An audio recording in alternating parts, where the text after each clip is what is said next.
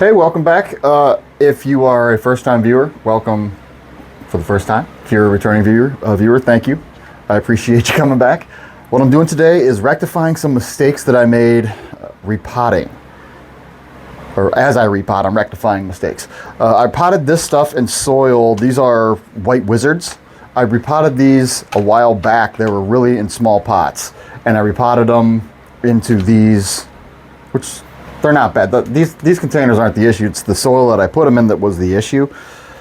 It's really dense. It's a lot more dense than I thought it was. And it's kind of choking out the roots. And I'm going to put them into soil that I've developed and kind of developed over the past year or so, perfecting the recipe and getting it just right. It's really chunky. It's really oxygen rich because it's so chunky, and it's got a lot of what the plant already needs for an aroid. A lot of what the plant already needs already mixed in there.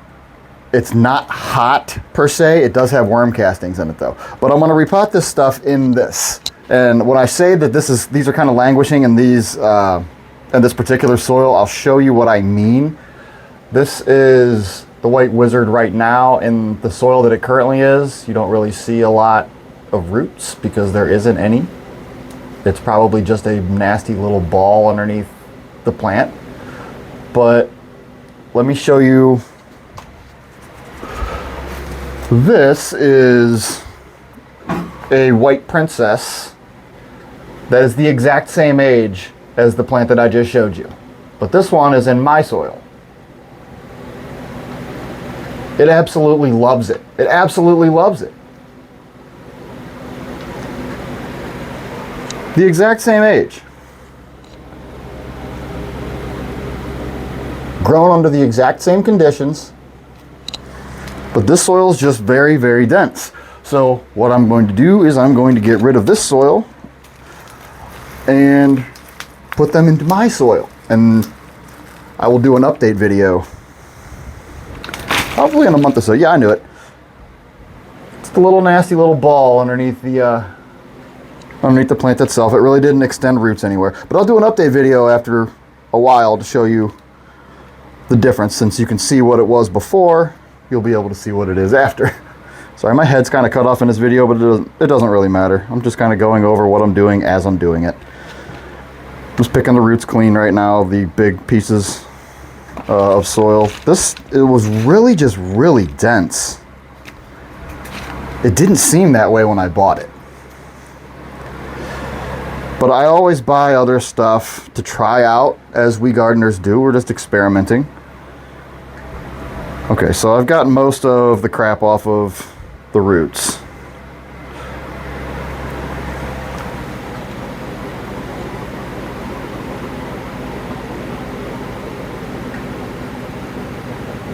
And I don't use rubber gloves or anything because this is just for me personally. I mean, all the experimentation that I do is for me personally. If I'm doing stuff with plants that I'm going to be putting in my shop and selling, I'm a lot more professional and cautious with it. Rubber gloves and all that. But this is just for me and my own experimentation to kind of run tests. When I perfect the recipe, I'll probably put some up for sale in my shop just so you guys can kind of get a little taste of what it's like. What I did is I take this, let me show you a little picture of it here. Super chunk, right? That's just the bottom half. And what I did with the bottom, like I just put a little bit into the bottom to kind of prime it. And I take, since it's so chunky, the water goes right through it and falls right out of the bottom of the pot because they have these huge drainage holes. Let me show you. These huge drainage holes in the bottom of them. So the water goes just right through it. So what I do is I take this and I spray it down, and it doesn't give it as much.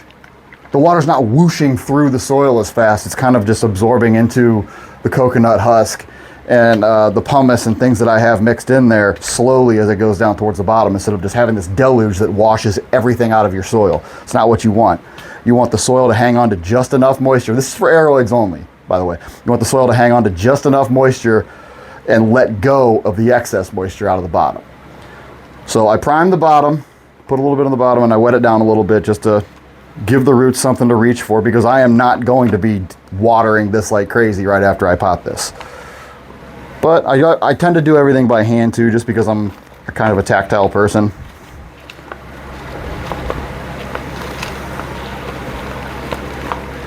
And I use these really rubbery, flexible pots, and I'll show you why in a minute. This stuff is just super, super, super chunky. Any plant that you put in this stuff, you have to either support or just wait for the plant to get roots down in there to grow to actually support itself. Like you can see, it's kind of a little wobbly in there. That's how I want it. I want the oxygen in there. I want the air to get to the roots, because that's what it needs. It needs oxygen with the roots. If you pack it just completely tight with potting soil, you're going to choke it out. So I got it where I want it, and I'm just spraying down the top again. And you can feel in here, see, it goes right through it. Just this little bit of water.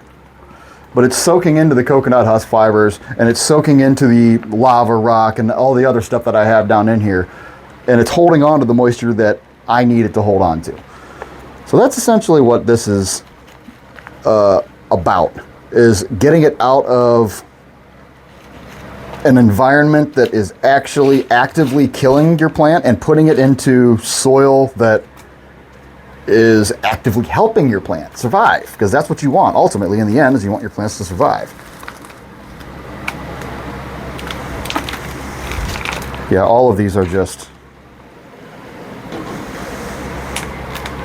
little tiny little strands of roots, and these are salvageable. They look really small and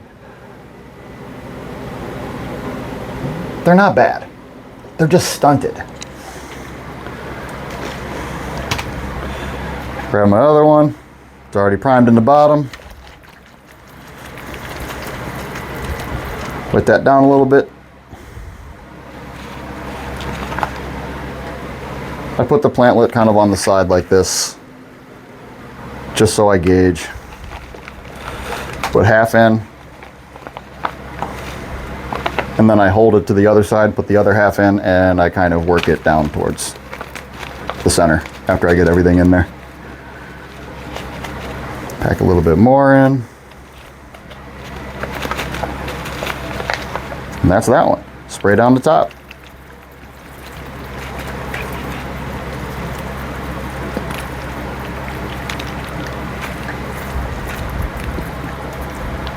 As soon as you feel it coming down through the bottom, you'll see. As you can see, it's leaking down through the bottom. That's enough. That is enough water.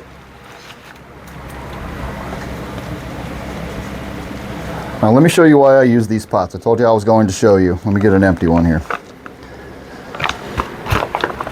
These are just really simple plastic pots. I think I got 60 of them for 25 bucks or something like that, 20, 25 bucks. But for one, they're literally indestructible. Unless you're up there with scissors, they're literally indestructible. Two, let me get one. It's actually, if the soil you feel it's a little too compact, it's really easy to kind of break it up. I mean, I know you can do that with plastic pots, but it's like simple with this. The third reason is that when I pack a 10-20 tray, which is one of these trays, full of these, I'll give you an example. I can pack them in and not worry about the dimensions of the pot. I could just keep packing these in. I can get like 4 of these in here. Like another third one where my hand is, and I could put another one long ways in here. That's 4 of these big 4-inch pots like this, in this little tray, and I could just bottom water the tray. Not that I'm going to do that, but I could. And also, the roots will grow down through there when it's all packed in there tight like that. It's still got a lot of oxygen down there because it's so chunky. And when you pull them out of that environment, and that really packed in environment, it loosens up the soil, which gives it more oxygen, lets the soil breathe a little bit, and it helps. It's really crazy. All right, now that I did that, let's get back to this. Now there are some of these that are really, they're beat up. See the yellow leaf down the bottom. There's a couple more things that I want to kind of trim off there, and that'll be fine. I can do that right here, right now, as I'm repotting.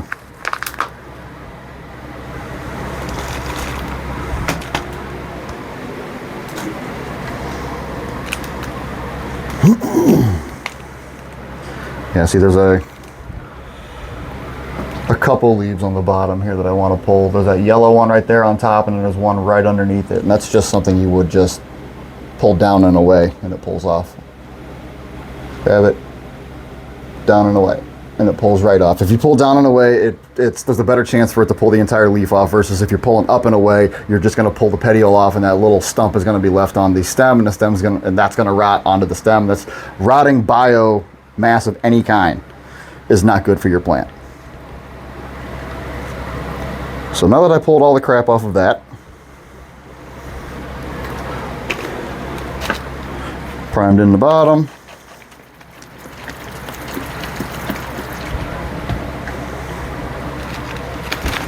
and holding the plant on the side like that just kind of lets me gauge how deep it's going to be, how deep I want to put it, and it holds it there.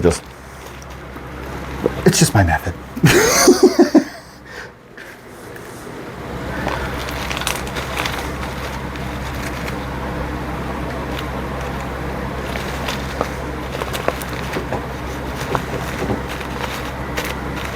Another good picture.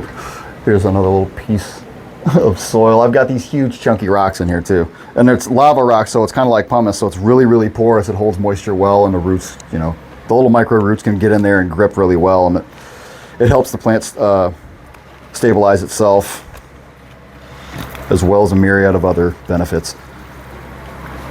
I can't tell you everything that's in the soil because I've kind of perfected that recipe over the years. Well, not over the years. Over the course of the past year. I've done a lot of experiments. But over the years I have used several different kinds of soil, so I have a little bit of experience in a lot of different things. Up to and including full hydroponic. Fully automated hydroponic at that. All right, this one's not too bad. It looks like we have a tiny little baby one growing off the side, but I don't think it's going to live. So I'm going to pull it off and let the plant itself take the energy instead of this little guy leaching some of the energy from it as it's trying to grow. And that's a choice that's entirely up to you. If you want to take little plants off the side and try and grow them, that's fine. If you want to leave them on the side and try and grow them out as one big bushy plant, it's entirely up to you. We do what we want.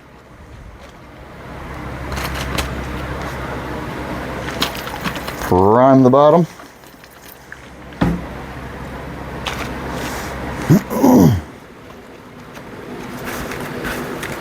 If you're wondering about this elbow, I'm going to be chopping it up into cuttings in another video. So you can watch me as I break hearts everywhere. It's a beautiful plant, but I am trying to multiply them.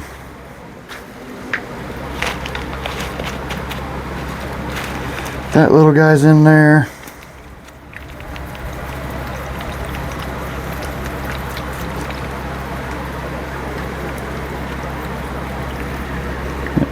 And again, right when you feel it start coming out of the bottom, that's it.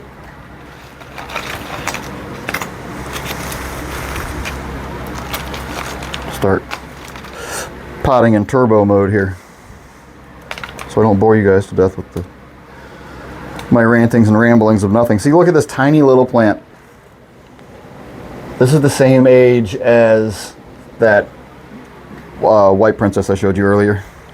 Still, this one. These two plants are the same age. But one is in my soil and one is in somebody else's. I'm gonna need a lot more for this one. I'm gonna set you off to the side for a second. Now this pot that I'm putting it in is entirely too big for this plantlet that I just pulled. I'm going to take the risk of doing it because it's mine and it's not yours, and you can watch me fail instead of you doing it.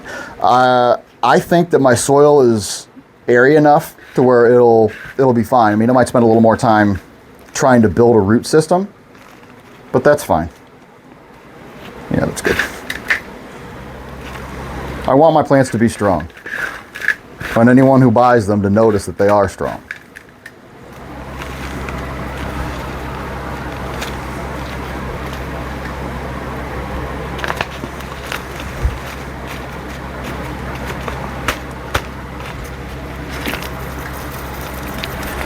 Top it off.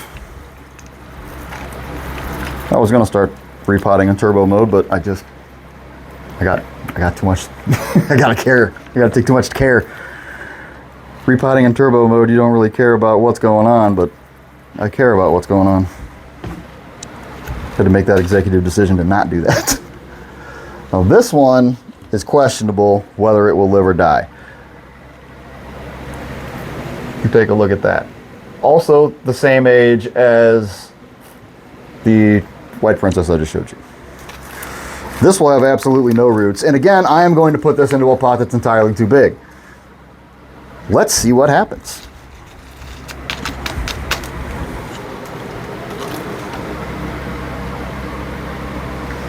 Whew. Not much to work with. There's a little leech on the side, a little plantlet on the side leeching the energy, so I'm going to pull that one off.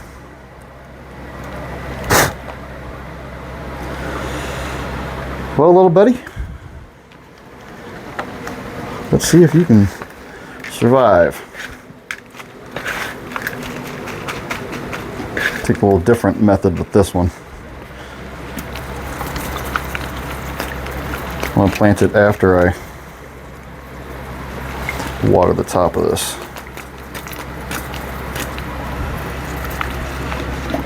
Because it's just a baby.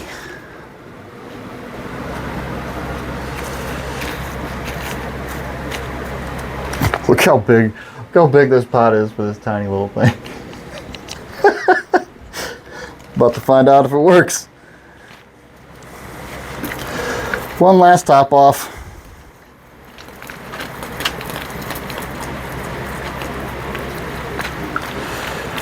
These spray bottles are worth every penny, by the way. You can get them on Amazon for, I think it was 3 for 15 bucks or something like that. Worth every penny. Just lets you control water flow. All right. I'm going to give you one more example of my soil versus somebody else's soil. Just 1 second here. Let me grab them.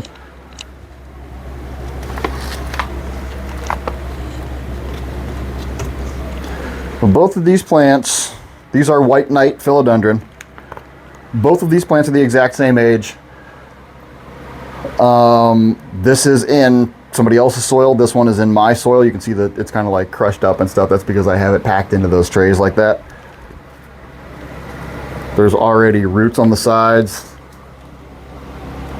Right there. They're really fuzzy and they like it a lot. And then there's this little guy. Same age.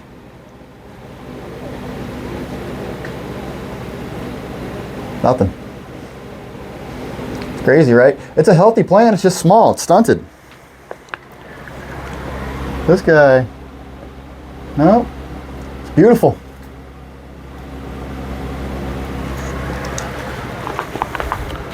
Make your own soil, people, I'm telling you. Buying somebody else's soil, like from the big shops, whew. Find somebody that knows how to mix their soil and get it from them. Alrighty, I appreciate you hanging out. That'll be my little repotting and fixing mistakes video. I'll have another video set up to chop this guy up and see how beautiful it is. It's ridiculous, right? It's huge. It's too big. Yeah.